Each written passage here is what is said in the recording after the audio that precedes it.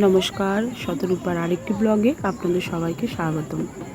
কাল চলে গেছিলাম বাগবাজার মায়ের বিসর্জন দিতে। এখন আমরা পাতিপুকুর, দেখুন গাছের মাথায় কত সাদা সাদা বক দেখা যাচ্ছে।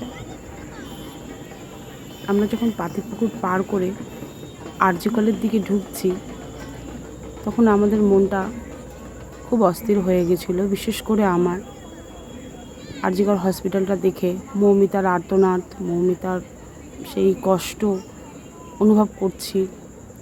এখান থেকে আরজি কর হসপিটালটা শুরু।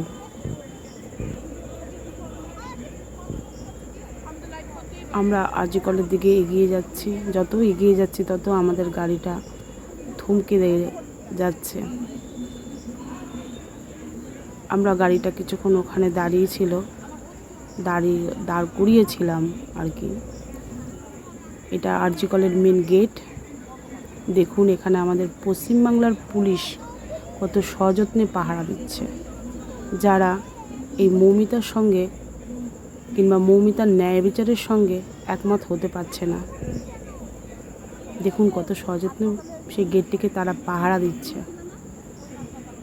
ওখানে দাঁড়িয়ে মৌমিতার আর্তনাদ, মৌমিতার কষ্ট দেখে মনে হচ্ছিল যে তার মাকে তো আমরা ফিরিয়ে দিতে পারবো না, তার মেয়েকে, তার ন্যায় বিচারটুকু যদি আমরা তাকে দিতে পারি, তার কিছুটা কষ্ট তো আমরা দূর করতে পারবো, তাই না?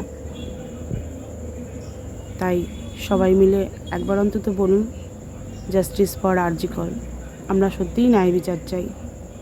আজকের ব্লগটি এখানেই শেষ করছি। ভালো থাকবেন, সুস্থ থাকবেন।